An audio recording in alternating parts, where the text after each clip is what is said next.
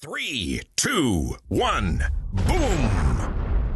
Broadcasting live from the center of the universe.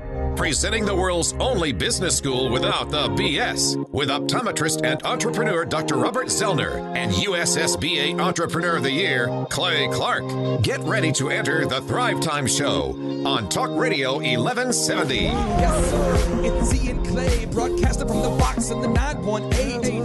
Business school and the topic today. Check the syllabus, it's getting you paid. Making the business boom is what we do. You can do it, let us show you. All right, Thrive Nation, welcome back to the Thrive Time Show on your radio and podcast download.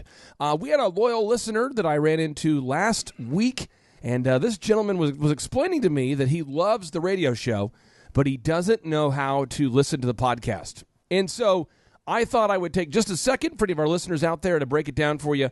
We have about as many people that download the podcast as we have that listen to the show. So there's estimates that say about 33,000 people listen to the show at any given time, and we have approximately 40,000 downloads. And so you can kind of see, do more people listen on the podcast or do more people listen on the radio show? Either way, because I know that our listeners out there are business owners, and most of these business owners don't spend a whole lot of their time listening to podcasts. A lot of these people are busy running banks, running dentistries, photography companies, whatever. I wanted to break that down. So what you'll do is just go to thrivetimeshow.com. That's thrivetimeshow.com, and then you'll click on the podcast button, and then away you go. There'll be a play button there. You can hit that button. You can pause that. You do whatever. It's really, Chup. It's really there's a plethora of audio play-to-play options once you get to thrivetimeshow.com. It's a free-for-all audio buffet up there. You can just eat all you want. Nice. Now, we had a question that came in from a Thriver today, and this question is, he wants to know how to hire somebody. And so I love the question because it is a simple question, but it's actually the kind of show that we're gonna deep dive into everything you would possibly ever want to know about how to hire somebody, because I don't think they teach this at business college. Chup, you went to business school at Oklahoma State University. Did they ever teach you the specific steps of how to hire somebody? Specifically, no, they did not. Oh, they didn't really teach they didn't. the specific steps to do anything besides write papers or do silly things that you would hit a deadline, and that was about it. So, and have you ever thought, you recalled the last time, have you thought about, geez, when was the last time you wrote a paper for a business that you've ran? I mean, I remember just a couple days ago, you assigned that out. You wanted me to write a 20-page report on all of my... No, of course not. It doesn't matter. There's no need to write papers, 30-page papers over whatever theory of management practice that you're learning. It's all about what we're going to get into today. Okay, so here are the practical steps for hiring somebody. Step number 1, Chup, let's put this on the show notes. You need to schedule a group interview. Our group interview is every Wednesday at 5 p.m. Every single Wednesday at 5 p.m. for all the different companies that we have, we interview people at 5 p.m. on Wednesdays. Every single Wednesday at 5 p.m. What time? 5 p.m. What day? Wednesday. You interview people every day? Yes. So we interview people every single Wednesday at 5. Well, what if they can't come in at 5? Then they can't come. They can come next week. They can come a different week. Every single week at 5 p.m. we do a group interview. And Chuck, could you explain why we do, from your perspective, why we do the group interview every single Wednesday at 5 p.m.? Yeah, it's a pretty simple concept. Those unicorn employees, those A players, they're not just looking for work when you're looking for new team members. They're looking for work when they're looking for work. They may be fed up with an existing boss. They may have gotten laid off for whatever reason. Whatever's going on in their lives, if they are looking for a job and you're not hiring, you're going to miss out on all those people. So it's just like sales. I always tell my clients, it's just like sales. If you're looking for a deal as soon as you're out of all of your work, it's way too late. It's way too late to find a new deal. So you've got to find those employees as they're looking for work, and then you can build a place within your organization, or straight up tell them, hey, just hired that spot, but you're the first person in my file. As soon as I'm ready, I'll be getting in contact with you. Every single Wednesday at 5 p.m. you have to do it. Right. Okay? So here are the steps to doing the group interview. 1, you need to post that you're now hiring to make a job post, and post that every single week on Indeed and Craigslist. Somebody says, should I post it on social media too? Sure. Somebody says, should I drop off flyers at the local community college? Sure. Somebody says, should I also tell family and friends I'm hiring? Yes. But what I'm saying is you have to do it every single week. Every single week, post on Indeed and Craigslist. Now, the second thing you have to do every single week as it relates to getting people in for the group interview is you're going to need to actually conduct that interview every single Wednesday at 5. So now that you're job posting every single week, you want to actually conduct that interview. Okay, so you need to actually block it off in your calendar. You can't do it some weeks and some weeks not do it. You have to do this, okay? Now, the next little move as it relates to the group interview is no matter what anyone's resume says, always respond with the same email. So when somebody submits their resume, always say, hey, it looks like you might be a good fit. I'll see you this Wednesday at 5 p.m. Now, Chuck, why do we want to say to every single resume, every single time, whether it's accurate or not, hey, it looks like you might be a good fit. I'll see you this Wednesday at 5 p.m. Right, because the whole point of this process is a multiple filter method to filter out people through the different steps, but it's also to save you time as the business owner or the manager. The whole goal is to save you as much time as possible, so you're not scheduling 20 hours of interviews for 20 or 30 people. You're scheduling 1 hour every week. Now, again, these are just thoughts I have as I'm explaining how to hire people. I never have and never will, and you should not read resumes until after the group interview. Chuck, this seems like a countercultural idea, but according to Inc. magazine, and we'll put this on the show notes, right, 85% of people are lying on the resume. 85. So if there's 100 people applying for your job, you get 100 resumes. 85 of those resumes are completely bogus. They're 85 of the 100. I mean, that's crazy. And you think about this. According to the U.S. Chamber of Commerce, 75% of employees steal from the workplace. 75%. So if you think about this, 85% of the resumes that you would be reading anyway are crapola. That makes zero sense. So again, no matter what the resume says, even if the resume is mangled and misspelled, because you won't even know, because you're not going to read the resume. If they send you a picture of a cartoon, a hand drawing of their hand, you know how you can trace the outline of your hand and make a turkey? That's awesome. I like that movie. If that's what they send you, they send this to you, gobble, gobble. If that's what they send you as the resume, that's fine. If they take a picture of papyrus that they have used, they've used cuneiform, they've compressed reeds, and they're using ancient hieroglyphics to write, and I know that because I went to college. Ooh. But if they send that to you, that's fine. If they send you a picture of themselves flipping you off, you would say, looks like you're a great fit, because you wouldn't know. Can't wait to see because you're not going to read resumes. You don't ever read the resumes. You just say, it looks like you're a good fit. You could be a good fit. I'd like to see you this Wednesday at 5. And someone says, well, what if they can't do it this Wednesday at 5? Well, then they can't do it this week, Well, what if they have a question? No. What if they, no. And that's how you do it, right? So, but there's got to be more. There's not more. Now, the next step is, how do you do the group interview itself? Oh, these are good questions. This is how you do the group interview. By the way, if you don't know how to do it and you live in the Tulsa area or you're in town, a lot of people are flying in for our workshops from all over the world. You might want to plan your trip where you could fly in on like a Wednesday morning or a Tuesday night so you could watch our group interview. But this is how you do the group interview. 1, you go over compensation. Okay, you go over compensation. 2, you go over the expectations of the job.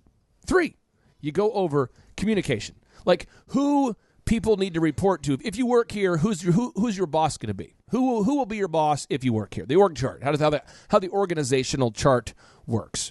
So let's go over the first one. Okay, so communication. You'd say the first one would be like expectations. You'd say, here's the deal. My name's Clay.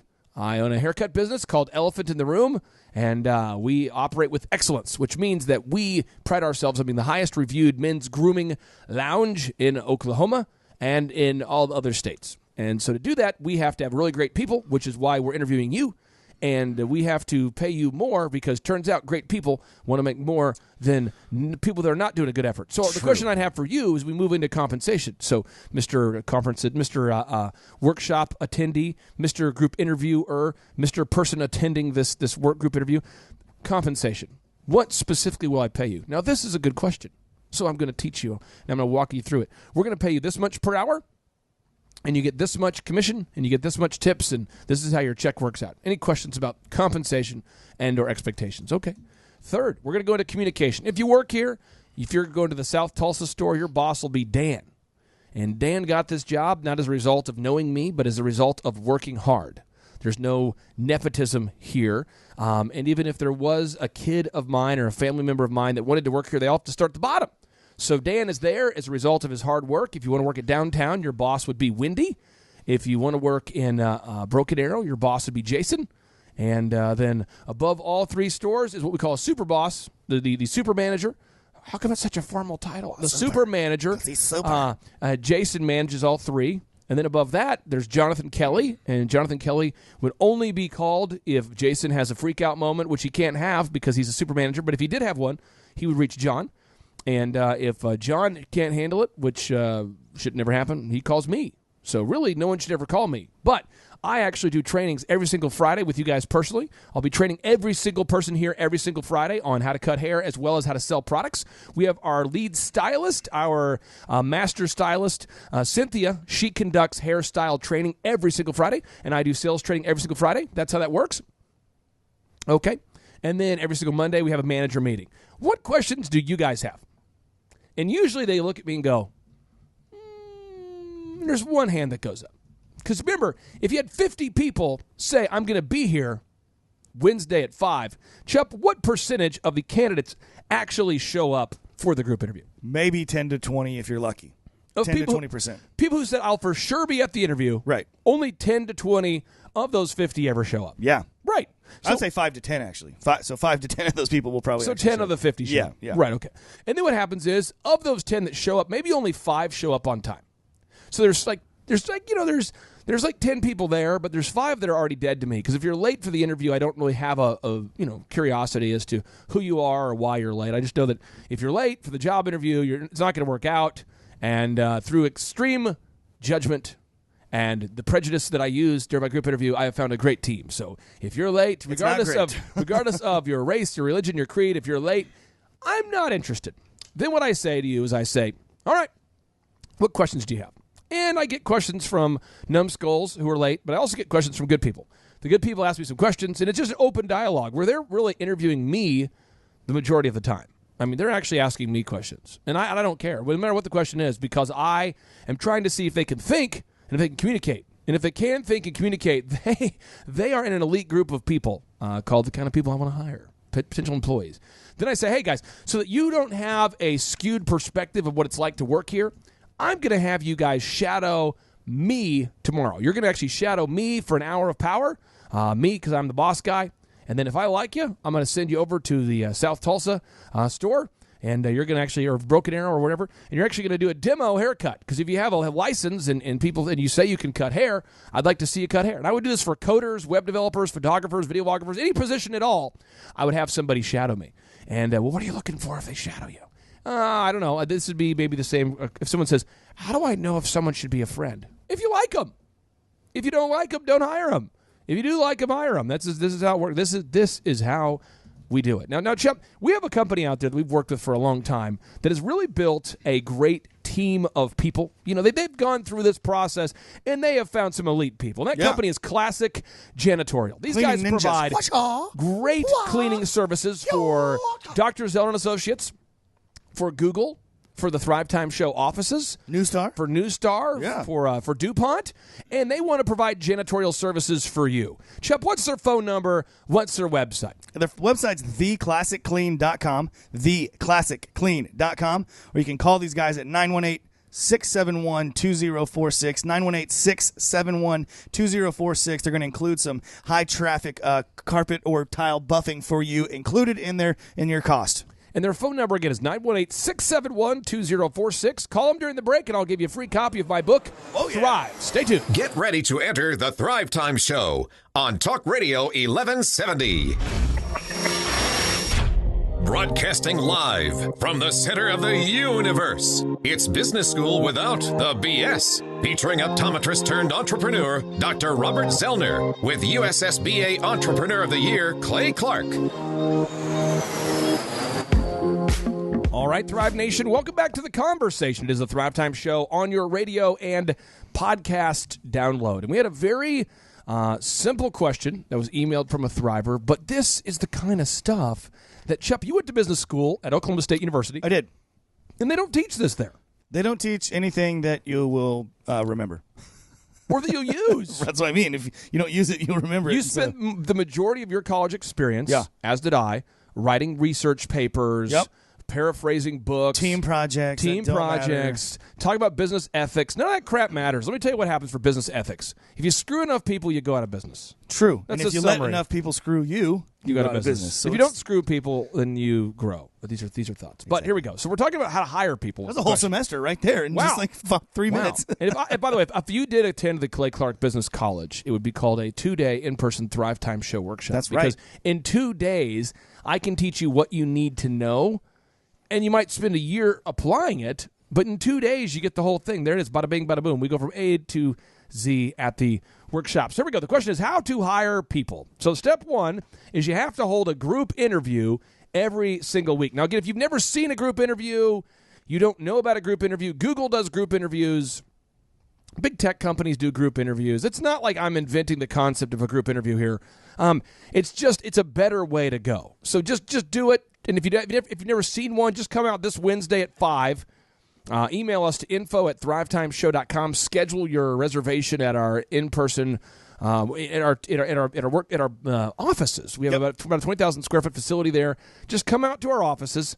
When you come out to the offices, you can just get there Wednesday at 5 and watch the group interview. Just sit there and watch. We've had people do this. And if you don't believe what Clay's saying here, well, I don't know why you're listening to the show in the first place, but I think some people do just to antagonize themselves.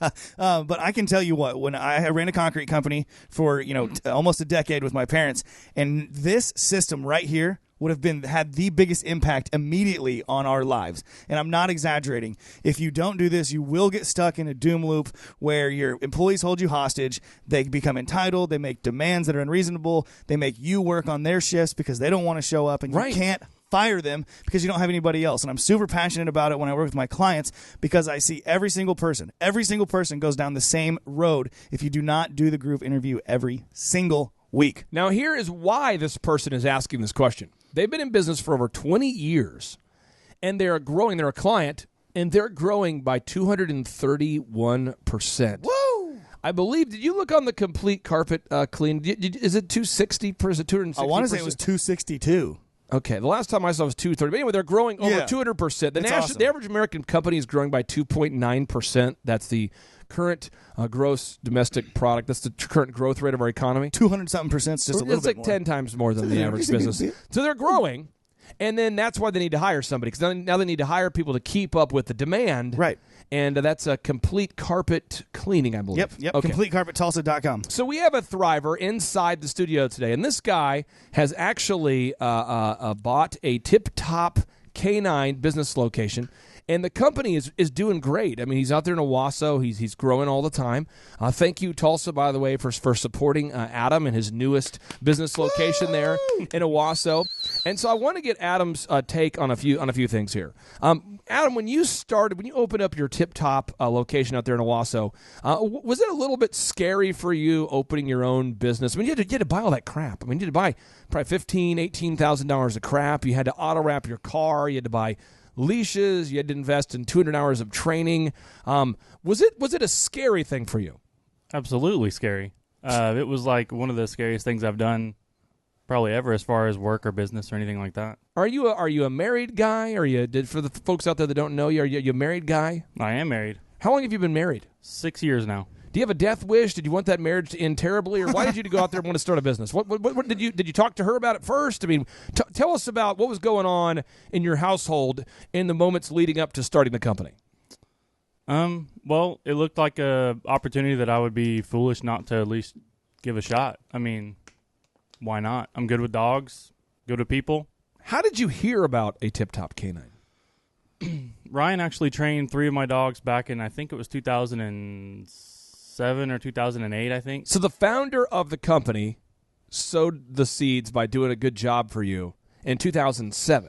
Yes. Now, I was just thinking about, a lot of things. I've got very, very metaphysical. I was thinking super deep about a lot of things. The one thing I thought about, Chip, it is not 2007. It's not. It is not. It's 2018 now. It's like 11 years ago. It's like 11 years ago. So you met the guy 11 years ago. Anyway, how did you decide that the business model made sense? When did that idea occur to you? Well, Ryan actually contacted me to get in touch with some rescues because me and my wife have connections because we actually ran rescue ourselves. Animal rescues? Yeah, dog rescues. Okay. So we had connections with some rescues in town, and he was actually looking for place to be able to train new trainers. So he reached out to you to find a new place to train new trainers. Mm-hmm. And that's when you knew, okay, this might be a thing? You said, I might be a new trainer. Yeah, he was like, hey, what are you doing career-wise right now? And I said, well, I'm going to school, actually. Really? Yeah, I was going to school to get my certified veterinary assistant, or my veterinary. Where were you going? I was going to San Juan College. San Juan? Most of it was online. Juan? I was just transferring to TCC to finish out the program there. Nice. Okay, so very, very bicultural of you to go to San Juan. San Juan. So you're going to San Juan University. Now, so you decided to start your own business. Now you're how many weeks into owning your own business? Is it 11 weeks, 400 weeks, 9 weeks? How many weeks approximately? We started February 5th was the first day official. So was that like 10 or 11 weeks? 10 weeks, yeah. 11 weeks. So what are your average sales per week now, roughly? I mean, at this point. They're right about $8,000. So if you did $8,000 a week of sales every week, now there's 52 weeks. And correct me if I'm wrong. In a typical week, I mean, would you go out on a limb and say in a typical week we have about 50, or typical year we have about 52 weeks? I mean, there's right in 48 to 54, right in there in that range. There's somewhere. research to show that the average week has 7 days, and so I was doing the research. Chip, where do we find our research team? I mean, this is amazing. But if you take those 52 weeks at $8,000, that's $416,000. Or that'd be $1,142 a day. There you go. And so and if you took 85% of that, which is I think what you get to keep 85% of that approximately. So you keep 85%. Now you have expenses, but so that's basically $971 a day that you get to spend on whatever you want to spend on, and then obviously pay your expenses out of it and that kind of thing. And so, but now that you're growing, have you gotten to a place where you maybe are selling so much that you're probably going to need to hire somebody soon? Are you there? I already did. You already hired your first guy? Yeah. What? Which is a great segue into our next segment as we talk about how to hire somebody. Woo! How to hire somebody. If you're growing so fast, you need to hire somebody. That's a great thing, but you can really screw up your business if you hire a moron. And most people are freaking idiots. So if you go out there and you hire a moron or a freaking idiot or a person whose mind doesn't work or somebody who's got Novocaine in the brain, you're going to fail. Now, I'll tell you what, if you want to hire a great company that has great people, you want to hire Onyx Imaging. These guys will pick up your office supplies. They'll do it for you. They'll pick them up. They'll deliver them for you. They're going to beat any competitor's price. It's Onyx Imaging. These guys will take care of your office supplies, deliver them to your office, and they'll beat anybody's price. Chup, what's their website and phone number? OnyxImaging.com. OnyxImaging.com. ONYX. Or their phone number is 918-627-6611. Again, 918-627-6611. Printer supply, office supply, printer service. Bam!